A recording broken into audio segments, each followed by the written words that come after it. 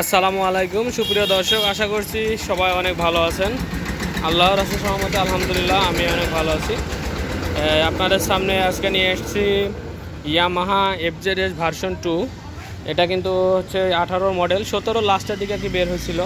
18 থেকে কাগজ 28 পর্যন্ত ফুল কাগজ এটার হচ্ছে কমপ্লিট করা আছে। আর পুরোপুরি গাড়িটা আপনাদের একটু ভালোভাবে দেখানোর আমি চেষ্টা করব। তার আগে সংক্ষেপে আমার ঠিকানাটা আপনাদের একটু দেখাই দিই। এটা হচ্ছে চুয়াডাঙ্গা ডিস্ট্রিক্ট, আর হচ্ছে থানা হচ্ছে আলমডাঙ্গা। আর আলমডাঙ্গা হচ্ছে পুরো বাস টার্মিনাল এলাকায় আমার এই শোরুমটি অবস্থিত। এটা হচ্ছে পুরো বাস টার্মিনাল। এটা হচ্ছে এই যে বিল্ডিংটা দেখতে পাচ্ছেন এইদিকে, এটা হচ্ছে এই যে বোর্ডটা দেখতে পাচ্ছেন পল্লী বিদ্যুৎ অফিস এটা। আর এই যে ব্যাক ঘুরে যেয়ে আলমডাঙ্গা যে রেলওয়ে স্টেশন, মানে রেল স্টেশন থেকে এই সামনেই হচ্ছে আলমডাঙ্গা রেলওয়ে পল্লী বিদ্যুৎ অফিস। আর এখানেই হচ্ছে যে বাস টার্মিনাল। আর ঠিক আমার সামনে, আমার দোকানের সামনে হচ্ছে এই ছয়তলায় ভবনটি অবস্থিত। একবারে লোকেশনটা খুবই ইজি। যারা ইয়ে থেকে আসবেন, টার্মিনাল তো ইন্টার ডিস্ট্রিক্ট বাস চলে এখানে। এই যে এখানে আমার দোকান। আমার হচ্ছে ট্রেন স্টেশন থেকে নেমেই 1 মিনিট লাগবে হাঁটতে। বিসমিল্লাহ বাইক সেন্টার আমার এই শোরুমটির নাম। আপনি আমার কাছে মোটরসাইকেল ক্রয় বিক্রয় এক্সচেঞ্জ করতে পারবেন। এবং আমার মোবাইল নাম্বার হচ্ছে 01943281260।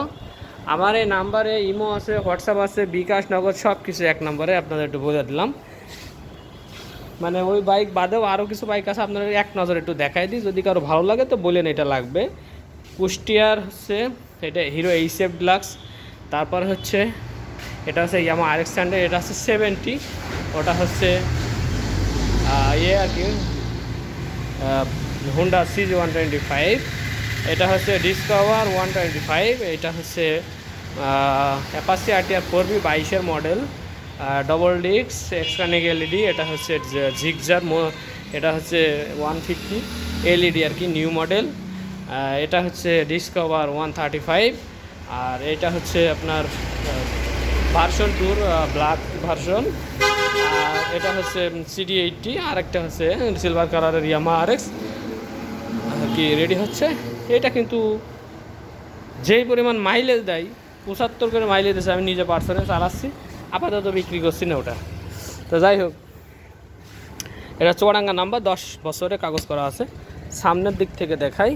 এই হচ্ছে সামনের টায়ার কন্ডিশন, সামনের মাঠগার্ড কন্ডিশন।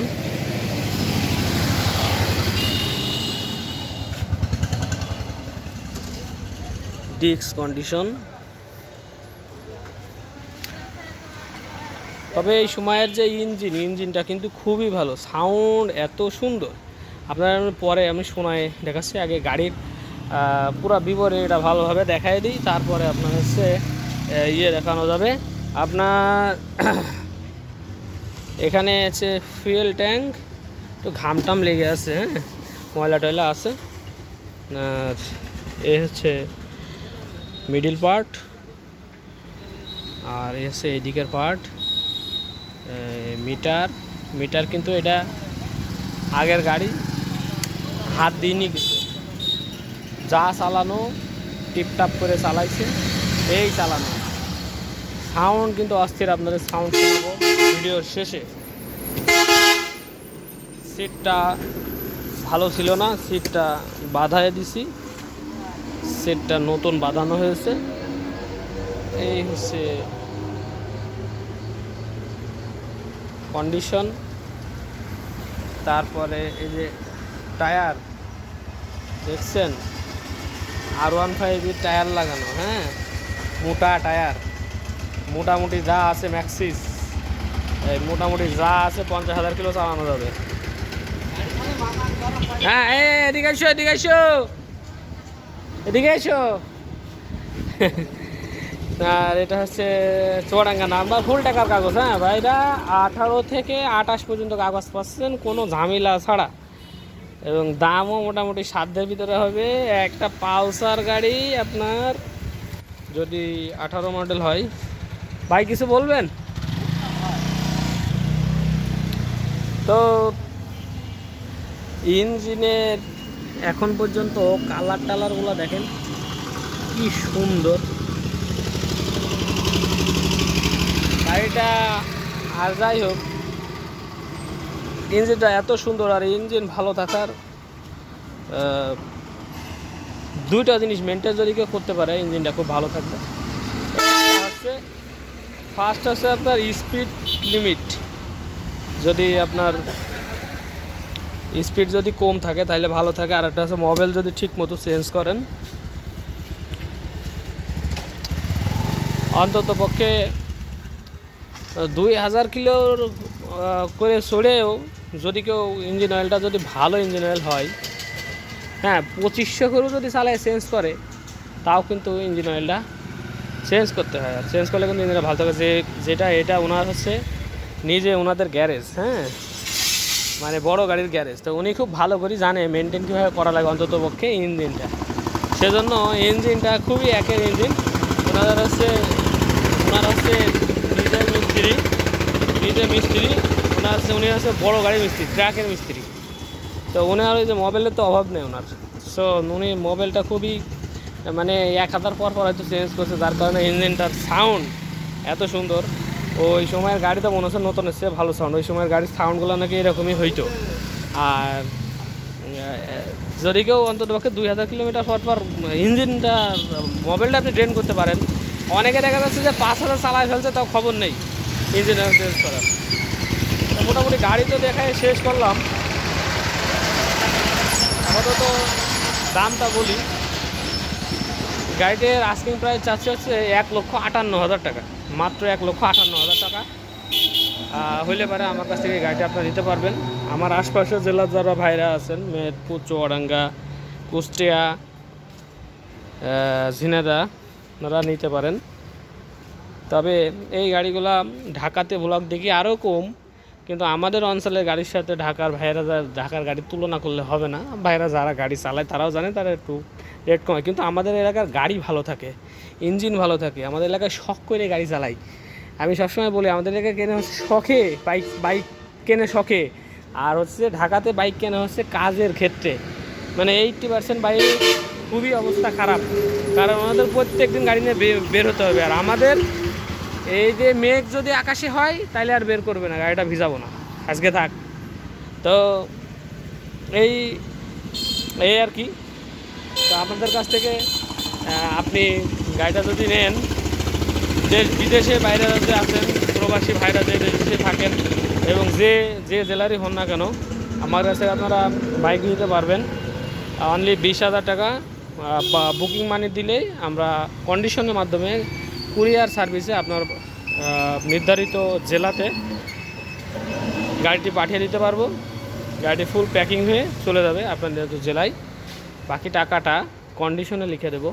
এক্সাম্পল, গাড়ির দাম 1.5 লাখ, আর 20,000 টাকা যদি বায়না করেন, বাকি টাকাটা 1,30,000 কন্ডিশনে লিখে দেবো। কন্ডিশনে যাওয়ার পরে, গাড়িটা যাওয়ার পরে আপনার কাছে কল দিবে কুরিয়ার সার্ভিস থেকে, ভাই আপনার গাড়িটা চলে আসছে, আপনি রিসিভ করেন। এরপর ওখানে যে আপনাদের যে রিসিপ্টটা থাকবে, ওনাদের কাছে একটা রিসিপ্ট থাকে, ওই রিসিপ্টটা দেখে দেখবে কন্ডিশন আছে 1,50,000, যাই হোক না কেন, যত টাকা কন্ডিশন থাকবে আপনাকে ওই টাকাটা পেড করার পরে গাড়ি আপনাকে দিয়ে দেবে। আপনি প্যাকিংটা খুললে সুন্দর করে গাড়িটা নিয়ে নিতে পারবেন। তো এই হচ্ছে সিস্টেম। সবাই কল দিবেন, সবার জন্য উন্মুক্ত। আমার নাম্বার 01943281260, এই নাম্বারে ইমো আছে, হোয়াটসঅ্যাপও আছে। তো সাউন্ড একটু দেখাই দিই।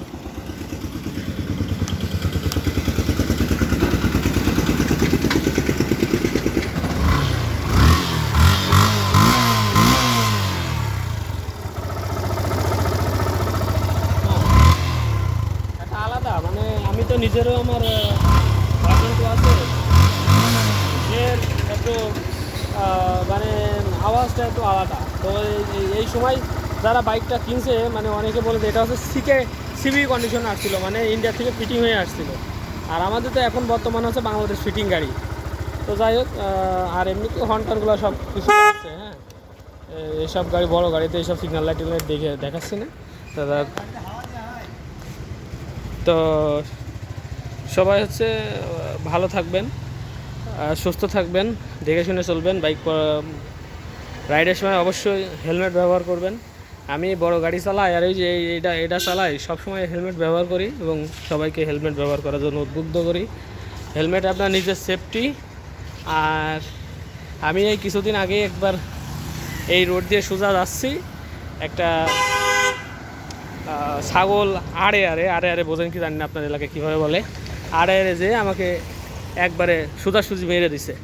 পরে বাইক নিয়ে ডাইন দিকে পড়ার পরে ক্ষয়ক্ষতি কিছু হয়নি, পায়ে হাতে একটু লাগছিল আর মাথাটা ধড়াম করে লাগলো। পরে এই লাগার পরে যা কিচ্ছু হয়নি, শুধু হেলমেটের জন্য। নয়তো মানে মুখ টুক তো মানে সব কিছু তো আশ্রয় আর কি দেখ, রক্তাক্ত একটু হইতোই, আরও ক্ষতির সম্ভাবনা হয়তো, মাথা হয়তো ফাটতে পারতো, মৃত্যু হতে পারতো। যাই হোক না কেন, যখন মৃত্যু আসে তখন তো হবে। আর একটু কষ্ট যেটা ভোগ করা লাগে আঘাতের, সেটা ভোগ করার মানে কিছুটা হলেও বাঁচার সম্ভাবনা থাকে। তো যাই হোক, অনেক কথা বলে ফেললাম। তো সবাই ভালো থাকবেন, সুস্থ থাকবেন। দেখা হবে নেক্সট কোনো বাইকের ভিডিও নিয়ে। যারা সাবস্ক্রাইব করেননি অবশ্যই সাবস্ক্রাইব করবেন। আসসালামু আলাইকুম ওয়া রাহমাতুল্লাহি ওয়া বারাকাতুহু।